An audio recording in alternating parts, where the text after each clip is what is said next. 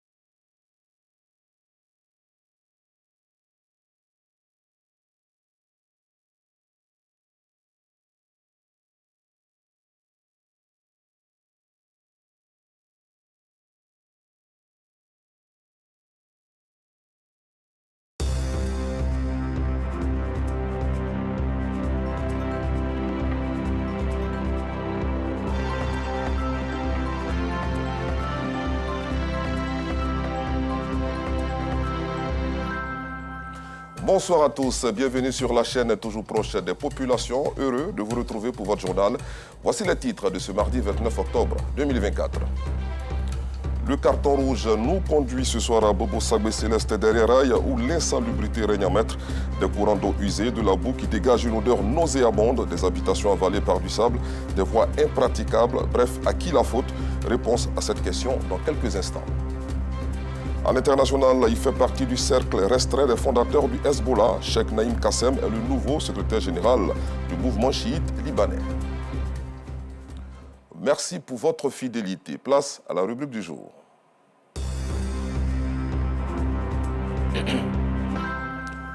Direction à Bobo Sagbé Céleste derrière Rail, où l'insalubrité règne en maître dans les rues avec des courants d'eau usés et de la boue qui dégage une mauvaise odeur, des habitations presque avalées par du sable qui gagne en hauteur. Un décor triste dans lequel il est difficile de se restaurer et l'accès au quartier est quasiment impossible pour les véhicules. À qui la faute? Réponse à cette question dans ce sujet signé Koné Pargasoro de Madongui. Sous-quartier Sagbé Céleste, commune d'Abobo. Dans ce sous-quartier, quand les eaux usées disparaissent pendant le temps ensoleillé, l'insalubrité règne en maître dans les rues et ruelles. Des petits courants d'eau usée et de la boue qui dégagent une odeur fétide et nauséabonde. Des tas de gravats obstruent le passage. Des pneus usagés de voitures abandonnées un peu partout.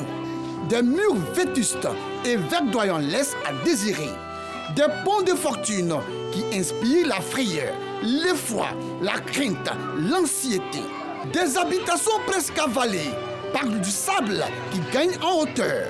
C'est le visage sombre, le décor obscur, le tableau ténébreux qu'offre ce sous-quartier.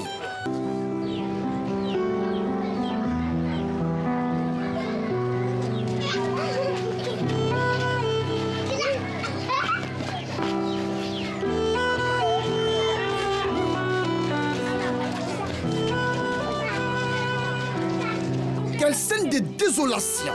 Et quand les parents baissent la garde, c'est tout petit, ces enfants que nous apercevons là, qui ignorent les dangers qu'ils encourent, les maladies graves qui les guettent, n'hésitent pas à jouer dans la boue. Dans cette eau sale, cette eau usée qui vient directement des toilettes, Liliane, mère de famille, consciente du risque auquel ses enfants s'exposent, n'hésite pas à les disperser. Le cœur meurtri, elle nous livre ses inquiétudes. On est obligé de veiller sur parce que le coin est très sale. Le sale là, ça peut les rendre malades. C'est pour cela qu'on les suit pour les chasser de temps en temps pour qu'ils quittent à côté de la boue. Dans le même périmètre, des adolescents assis aux abords des courants d'eau usés respirent malheureusement l'odeur de ces eaux malpropres. Ces innocents ne manquent pas de contempler avec quiétude, sérénité et sans crainte cet environnement insalubre.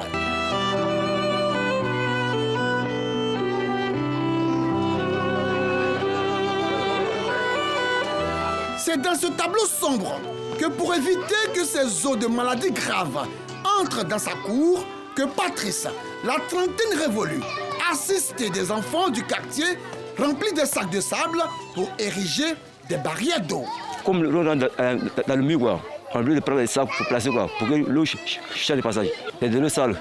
Quand ça rentre dans la maison, ça peut rendre les enfants malades. Il est aussi difficile de se restaurer ici. Fousseni Traoré, habitant de ce quartier, préfère lui manger à la maison dans un cadre sain.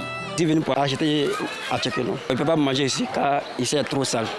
Donc ça peut me rendre malade. Donc je préfère aller manger chez moi à la maison. Dans un tel décor, l'accès au quartier est quasiment impossible pour les véhicules de transport en commun et autres voitures personnelles. Une situation qui pourrait avoir des conséquences négatives sur la population en cas d'urgence. On a des difficultés d'accès au niveau de nos quartiers, même pas rentrer dans le quartier. On est obligé de faire le grand tour, même si on a des malades, on est obligé de transporter les malades au dos pour les envoyer au niveau du goudron. Vraiment, ça nous fatigue très beaucoup ici. Dans ce sous-quartier, moult écueils. À défaut de bacs à ordures, la population, elle, obligée de déverser les ordures dans les caniveaux et les regards à ciel ouvert. Ce qui n'est pas du tout du goût de cette doyenne du quartier. Nous avons déposé des potoirs là-bas, de saleté. Le camion ne peut pas venir prendre. C'est resté là jusqu'à... Donc le camion ne vient plus. On est obligé d'aller verser les saletés dans les caniveaux. Au bout de 30 minutes de tournage, une pluie torrentielle s'abat sur la commune. Les rues de Sagbé-Céleste inondées et impraticables. Des sacs de sable qui ne peuvent résister à la pression des eaux de ruissellement. Des cours remplis d'eau. Nébier, inquiet, craint une inondation dans sa chambre. Tu vois, toutes les portes sont là. Tu vois, quand il pleut, tout est l'eau. Vous voyez, inondé totalement. Souvent, même les habits, même là, tout ça. Tout notre bien. Les extraits d'essence, les papiers, tout c'est parti. On souffre. Pour faciliter l'évacuation des eaux de ruissellement, Ali, ex-maçon, retire les sacs de sable emportés par le courant d'eau, vide les regards bouchés et dégage les ordures qui résistent au courant d'eau de pluie. Il estime qu'il faut rester en état d'alerte maximale pour éviter d'éventuels désagréments. Tant qu'un maçon, un chien maçon, bon, il faut qu'on fasse ça. Parce que chaque année que Dieu fait, s'il y a saison de pluie comme ça, on a des problèmes de l'eau. Souvent même il y a les drames des enfants, chaque fois l'eau prend les enfants dans notre quartier là. Cette année, Dieu merci, bon, on n'a pas eu de problème de là. Eu égard à la menace permanente d'inondation et le décor insalubre qui perturbe la quiétude des habitants et riverains de ce secteur de la commune d'Abobo. Un carton rouge est attribué aux propriétaires de cours de ce sous-quartier qui refusent de construire des fosses septiques dans leurs domiciles respectifs, polluant ainsi l'environnement et salissant les rues et ruelles de Sagbé-Céleste. Carton rouge aux habitants de ce sous-quartier qui ne daignent pas prendre soin de leur cadre de vie. Carton rouge également aux parents qui, trop préoccupés par leurs activités, baissent la garde, laissant les tout-petits avoir le contact physique avec ce lieu malsain, ni de toutes les pathologies. Écoutez, chers parents, vos enfants sont l'avenir de ce pays. Arrêtez donc de les exposer et de les mettre en contact avec ces lieux sales et impurs. Vivement que les autorités de la commune se penchent sur cette situation. Autre chose à présent, les inscriptions pour l'examen du brevet du technicien supérieur session 2025 ont débuté ce mardi. Les candidats pourront s'inscrire en ligne jusqu'au 15 janvier prochain. Délai de rigueur, a précisé le ministère de l'Enseignement supérieur et de la Recherche scientifique. Cette étape sera suivie du dépôt des dossiers physiques dans les différents établissements pour les candidats officiels et à la direction des examens et concours dans la commune du Plateau. Intéressons-nous à présent au calvaire vécu par des élèves de la ville de Lakota, ceux du collège moderne d'Otenemekeo et de l'école primaire publique Siemé-Lafo sont dans le désarroi. Ces établissements scolaires sont difficiles d'accès à cause de l'état défectueux de la voie. En plus de la route dégradée, ils sont enclavés par une rivière. Élèves et enseignants appellent à l'aide pour sortir de cette impasse. Au micro de Noussangaré et Gilles Tonia. Quartier Canal, commune de Lakota. Ce quartier, situé à 3 km du centre-ville, abrite 2 établissements scolaires. Le collège moderne d'Otenemekeo et l'école primaire publique Siemé-Lafo. Des bâtisses qui font la fierté de la ville de Lakota de par leur architecture. Seul bémol, L'accès à ces deux établissements scolaires est un véritable casse-tête à cause de l'état défectueux de la route.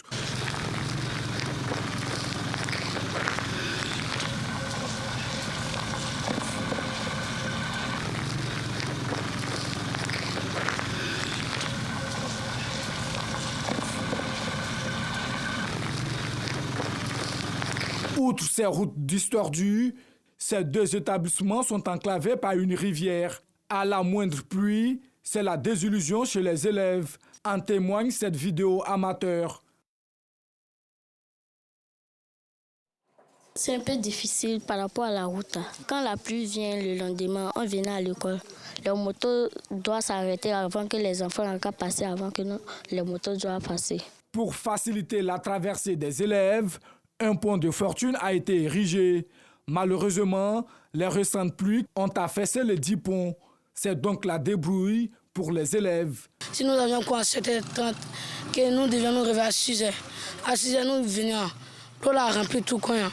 Toi, nous cherchons une solution pour passer. Soit nous allons vers nos kakis.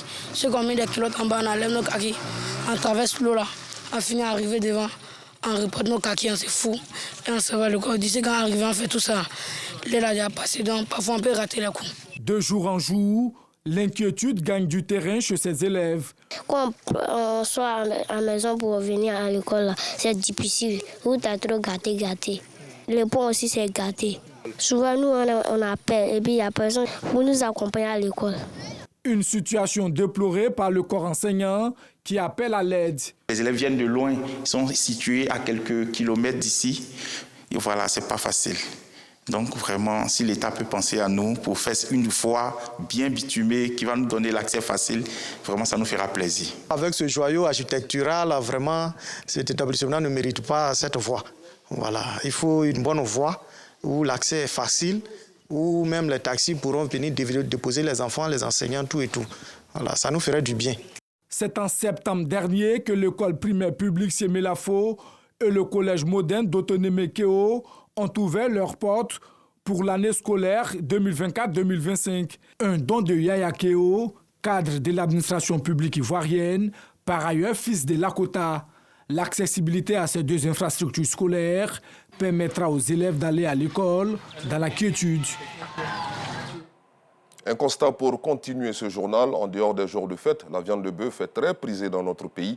Le prix de ce produit de forte consommation qui occupe une place de choix dans le budget du panier de la ménagère est souvent jugé trop élevé. Pendant que les clients se plaignent, les bouchers, eux, tentent de se justifier. Voici donc le reportage de Noussangaré dans la commune de Yopougon. Marché camp militaire dans la commune de Yopougon. Mariam et sa famille consomment beaucoup la viande de bœuf.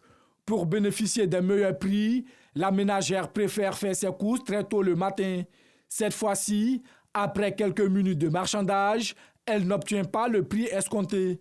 Selon elle, le coût du kilogramme de la viande de bœuf pèse sur le budget du panier de la ménagère. Quand tu viens un peu tôt le matin, tu peux dialoguer avec le vendeur. Souvent, il peut te donner à 3 000. Bon, souvent aussi, il peut diminuer un peu si vous connaissez. Bon, quand on leur dit que le marché est cher, la viande est chère, ils disent que c'est l'engros qui est cher. C'est cela, quand ils arrivent au marché, c'est cher. C'est la viande que je consomme beaucoup plus que le poisson. Adèle, une autre cliente, est venue s'approvisionner en viande pour une cérémonie festive en famille. Après avoir acheté 30 kg de viande de bœuf, elle se contente de la petite remise sur le coût d'achat total de sa marchandise. Pour elle, la viande représente une importante enveloppe budgétaire dans les paniers de la ménagère. Le prix est exorbitant. Ce n'est pas à la portée de tous. Or, c'est la viande de la bonne qualité que nous voulons pour la consommation. Comme il veut nous faire la petite remise de 100 francs, on va prendre ça comme ça, parce que c'est ce qu'on veut pour cette cérémonie-là. Il nous vaut la viande de bœuf. Face aux plaintes récurrentes des consommateurs de viande de bœuf, des bouchers tentent de se justifier. C'est le cas d'Hakim, l'un des grossistes du marché camp militaire de Yopougon. Un boucher respectueux du prix homologué de la viande de bœuf sur le marché. Il avoue faire beaucoup d'efforts à son niveau pour satisfaire la clientèle. Chez moi ici, il n'y a aucun client qui a payé une fois s'il n'est pas revenu. Il y a la caille qui est là, il y a la bascule qui est là, et le coin est propre. Et la viande est jolie. Les clients peuvent se plaindre pour dire qu'il y a trop d'os, quoi, mais on sait comment nous nous arrangeons. Adama Boucher comptabilise plusieurs années d'exercice dans son domaine d'activité. Il évoque les dépenses liées aux formalités à remplir. Quand il vient là, on dit qu'il vient trop cher. À l'abattoir, c'est qui te prend un taxi pour venir ici, là, ça peut faire 6 000, 7 000. La Côte d'Ivoire fait partie des pays africains qui enregistrent un fort taux de consommation en viande. Les consommateurs, eux, espèrent une réduction du prix du kilogramme de la viande pour le bonheur des ménages. Parlons santé à présent. La Fondation Action pour le bien-être a organisé le 27 octobre dernier une activité conjointe portant sur le dépistage du cancer du sein et du don du sang au profit des femmes du quartier sans fil de la commune de Marcory pour sauver des vies. Laurence Kakra. Conscientes de la gravité du cancer du sein, des femmes des différentes confessions religieuses du quartier sans fil dans la commune de Marcory ont décidé de se soumettre à une séance de dépistage gratuit du cancer du sein. J'ai fait le dépistage, ils ont montré que j'ai rien, Dieu merci. Donc j'encourage les autres femmes à faire le dépistage du cancer du sang. Je suis venue pour me faire consulter parce que le cancer du sein, surtout celui du col, c'est une maladie très silencieuse. Il tue silencieusement. Et avec toutes les campagnes médiatiques qui se font autour, il fallait que je vienne savoir quel est mon statut. Dès que quelqu'un est dépisté d'un cancer, la Fondation APB ne laisse pas tomber les femmes. Ce n'est pas seulement venir faire la consultation et puis partir. Voilà, il y a un suivi. Cette initiative vient de la Fondation Action pour le bien APB. Hassan Ismaël, président de cette fondation, met en avant les avantages du dépistage précoce du cancer du sein. En cette période d'Octobre Rose, qui est une occasion pour nous de pouvoir faire cette opération de dépistage du cancer du sein et de celui du col de l'utérus. Ce sont des maladies graves qui mettent en grande difficulté ces pauvres dames et qui justement fait d'énormes dégâts. C'est pour nous donc l'occasion de pouvoir mettre à leur disposition tout ce dispositif, je dirais, opérationnel composé d'équipes de médecins, de toute la logistique qui va avec, afin justement de pouvoir les sensibiliser. La Fondation APB a également organisé un don de sang pour encore sauver des vies. La question du sang est une véritable problématique aujourd'hui en Côte d'Ivoire. Des accidentés, des femmes en couche, des malades meurent parce qu'il leur manque ce liquide précieux là à se faire transfuser. Et donc nous sommes engagés aux côtés du Centre national de transfusion sanguine en tant que fondation et à accompagner le CNTS, d'abord en sensibilisant les populations à donner son sang pour sauver des vies, mais également aussi en donnant l'exemple. Et c'est ce que nous faisons. Aujourd'hui, j'ai eu l'occasion de venir donner mon sang. Peut-être, même mon sang peut servir à ma maman comme servir à d'autres personnes. Raison pour laquelle je suis ici aujourd'hui, pour donner mon sang, pour sauver d'autres vies. Créée en juillet 2021, la Fondation Action pour le bien a fait de la lutte des personnes en difficulté son cheval de bataille. Un mot de culture dans cette édition. Les festivités publiques de l'Abissa 2024 ont démarré le dimanche dernier pour une semaine de réjouissance à Grand-Bassam. Cette journée a été marquée par le Gouazo, ou la cérémonie de remise du tam-tam sacré au peuple par le roi. Les 7 familles Nzima de Côte d'Ivoire et du Ghana rassemblées peuvent désormais danser au rythme des sonorités de l'Edongbole. Les détails avec Davis Oyo. Après 7 jours de retraite, le Dongbole sort au rythme Gwa et Doudoulé. Le tam-tam sacré est conduit par les enfants Mvavile au palais royal. Il est remis au chef de la famille Mvavile, famille dépositaire de l'Abissa. Le patriarche Mvavile remet le Dongbole au roi d'Enzima Kotoko du Côte d'Ivoire, Aoulei, à Montanoï. Après les premières sonorités, le tam-tam sacré, le Ndongbole, est remis au peuple en présence des rois Nzima du Ghana. La reine-mère donne également le ton à travers l'exécution des premiers pas de la danse Abissa. L'Abissa a été révélée à une femme. Mais celle à qui on a révélé l'Abissa, celle qui était la première à entendre les sonorités de l'Abissa, a exercé les premiers pas de l'Abissa. Donc cette cérémonie, vous voyez, dès qu'on a fini, la reine-mère, qui représente donc l'ensemble de toutes les femmes, est venue esquisser les pas de danse de l'Abissa pour dire, oui, l'Abissa m'a été révélée, je connais les pas de danse, donc voyez ce que je suis en train de faire, allez le reproduire sur la place publique. Le Dongbole peut maintenant être conduit à la place de l'Abissa. Nous sommes dans le Goizo, la cérémonie marquant les festivités publiques de l'Abissa. Un moment unique pour visiteurs et Inzima du Côte d'Ivoire. Quand nous entendons le tam-tam sacré, vraiment nous sommes en joie, nous sommes joyeux, nous sommes contents. On adore danser le dongolé. Nous les Inzima, d'abord, c'est d'abord une grâce pour nous, une bénédiction, on peut dire ça. C'est notre frère de génération. Première fois que je viens à l'Abissa, c'est super, il y a une bonne ambiance.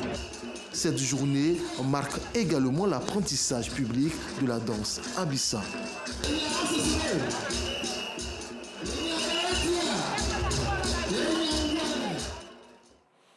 À l'international, sport football, 64 ans après le sacre de Luis Suarez, Rodri est devenu hier le troisième joueur espagnol à remporter le Ballon d'Or. Le milieu de terrain de Manchester City, vainqueur de la Première Ligue et de la Coupe du Monde des clubs, mais aussi de l'Euro, avec la sélection nationale, a dévancé Vinicius Junior, Jude Bellingham et Daniel Carvajal. Une récompense qui peut sembler surprenante, mais qui est méritée pour l'ancien joueur de l'Atlético Madrid.